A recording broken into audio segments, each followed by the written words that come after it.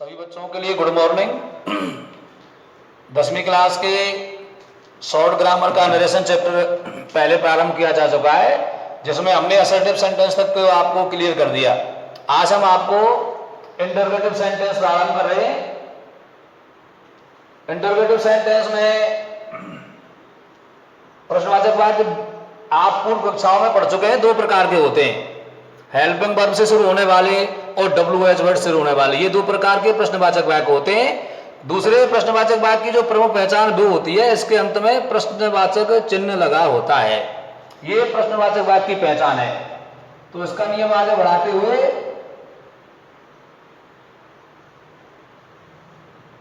Reporting verb में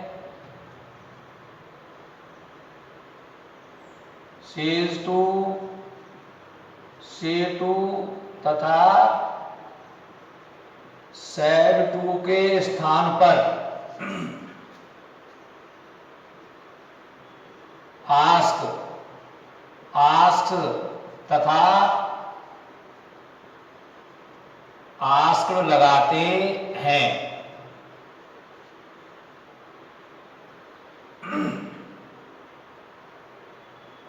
number 1, यदि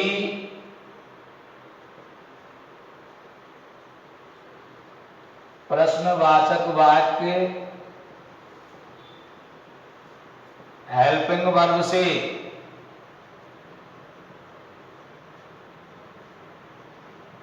प्रारंभ होता है तो इफ या वेदर कनेक्टिव लगाते हैं। नंबर 2, यदि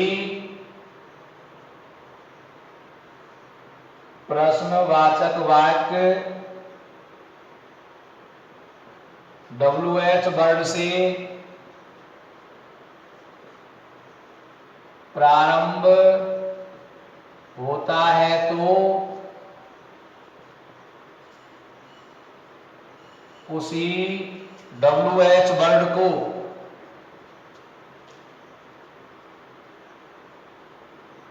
कनेक्टिव लगाते हैं।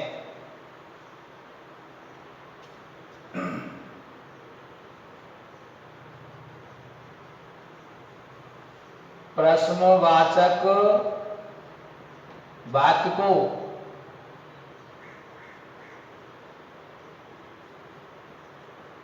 साधारण वाक्य में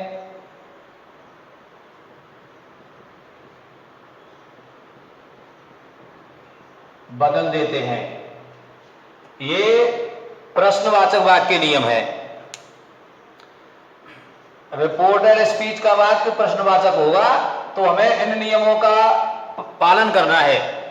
जैसे लिखा हुआ है आपके सामने कि रिपोर्टिंग वर्ब में सेज टू, से टू और सेड टू, अगर ये दिए हुए होंगे तो इनके स्थान पर आस्क, आस्क का प्रयोग करते हैं। जब किसी भी डायरेक्ट स्पीच को इनडायरेक्ट में चेंज करते हैं तो हमें पहला नियम प्रयोग में लाना है। दूसरे आप 1 और 2 जो लिखे हुए देख रहे हैं, हम आपको अभी बताया है और पहले भी पूर्व कक्षा में आप पढ़ चुके हैं कि प्रश्नवाचक वाक्य 2 प्रकार के होते हैं। तो पहला, यदि प्रश्नवाचक वाक्य हेल्पिंग वर्ब से प्रारंभ होता है, यदि प्रश्नवाचक वाक्य हेल्पिंग वर्ब से प्रारंभ होता है तो इफ या वेदर कंडो लगाते हैं। और यदि प्रश्नवाचक वाक्य WH वर्ड से प्रारंभ होता है तो उसी WH वर्ड को कंडो लगाते हैं जो दिया हुआ होता है। प्रश्नवाचक वाक्य को साधारण वाक्य में बदल देते हैं। ये हमारा प्रमुख नियम है और इन्हीं के आधार पर हमको चेंज करना है। तो प्रश्नवाचक जो वाक्य हैं, आपने अपनी पहली कक्षाओं में पढ़ा है, अब भी पढ़ रहे हो। किसी भी वाक्य को प्रश्नवाचक हो चाहे और कोई सेंटेंस हो, ये सभी जो सेंटेंस है उनका क्रम होता है SVO। SVO का तात्पर्य पूर्व की ग्रामर में टेंस में आप पढ़ चुके हैं कि SVO का तात्पर्य क्या है। S for subject, B for verb, O for object. किसी भी बात को हम जब ट्रांसलेट करते हैं तो इस क्रम में जमाते हैं। तो यही हमको यहाँ करना है।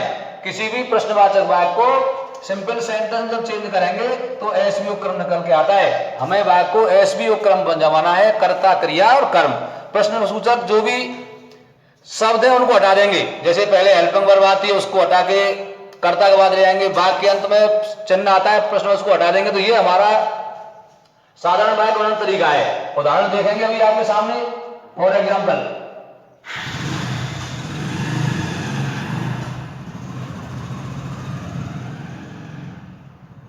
मधु says to me, do you know my name? ये हमारा प्रश्नवाचक वाक्य है। बाकी शेष नियम आप असर्टिव सेंटेंस के समय सीख चुके हैं, तो हम इसको जब चेंज करेंगे इनडायरेक्ट में तो हमारा वाक्य बनेगा मधु। देखो सेज टू दिया हुआ है और यहां इंटरोगेटिव सेंटेंस है रिपोर्टेड स्पीच का, तो सेज टू को चेंज करेंगे आस्क्स में, आस्क्स मी। पहले हम कनेक्टिव लगाते थे दैट, अब दैट नहीं आएगा क्योंकि यहां पर रिपोर्टेड स्पीच का वाक्य प्रश्नवाचक है और ये शुरू हो रहा है हेल्पिंग वर्ब से, इसलिए कनेक्टिव क्या लगाएंगे, इफ या वेदर। तो हमें इसमें इफ लगा देना है। इफ कनेक्टिव के लगते ही सेंटेंस को हमें सरल बनाना है, साधारण। तो यहां पर साधारण बनाने के लिए पहले लगाते हैं सब्जेक्ट। यहां का सब्जेक्ट है you, it is the second person of pronoun, ये प्रोनाउन का सेकंड पर्सन है। इसको चेंज करेंगे ऑब्जेक्ट के अनुसार। ऑब्जेक्ट रखा है मी, इसलिए बच्चों यू की जगह हो जाएगा आई, क्योंकि यू ये मी का ऑब्जेक्ट सब्जेक्ट में बदलेंगे तो आई आ जाएगा। आता है do, it is a helping verb, ये हेल्पिंग वर्ब है और हेल्पिंग वर्ब प्रतीक है टेंस का।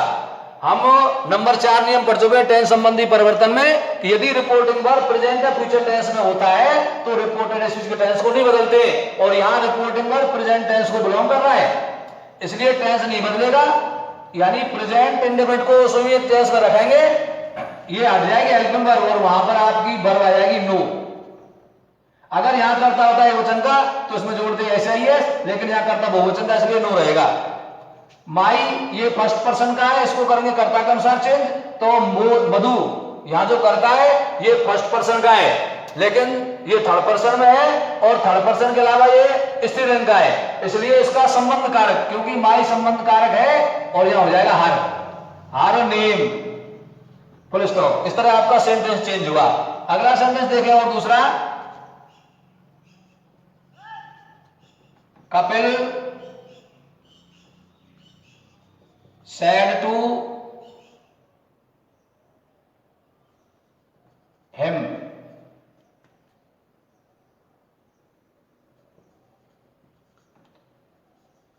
did you buy a new bat? ये भी हमारा प्रश्नवाचक वाक्य है। इसको चेंज करें, पहले कपिल सेट टू को चेंज करेंगे तो हो जाएगा ना आस्क्ड, हिम कनेक्टिव कोई हमारा इफ लग जाएगा। इस बात को सरल करेंगे तो यू सेकंड पर्सन का चेंज इनटू ऑब्जेक्ट और यहां हो जाएगा ही। रिपोर्टिंग वर्ब पास्ट टेंस का, इसलिए इसका टेंस बदलेगा रिपोर्टेड स्पीच का, तो डिड है पास्ट इंडेफिनिट, इसको चेंज करेंगे पास्ट परफेक्ट में, अर्थात हो जाएगा हमारा हैड और थर्ड फॉर्म बाई की bot a new bat, full stop. अगला सेंटेंस देखें, कामनी said to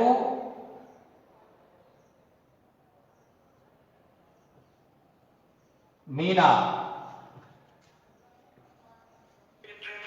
why are you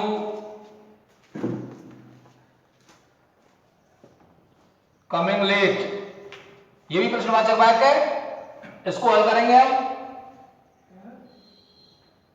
Kamini asked Meena, reported speech का वाक्य शुरू हो रहा है डब्ल्यूएच वर्ड से,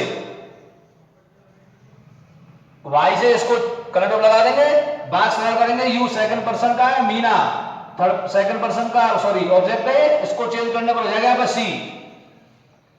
रिपोर्टिंग वर्ब का टेंस पास्ट का इधर का टेंस बदल जाएगा, तो यहाँ है पास्ट प्रेजेंट कंटिन्यूअस चेंज करेंगे पास्ट कंटिन्यूअस में, ये हो जाएगा इज, सॉरी बाद, कमिंग लेट, फुल स्टॉप। तो ये बच्चों आपका दूसरा सेंटेंस हुआ। अगले बात को अगले वीडियो में पेश करेंगे।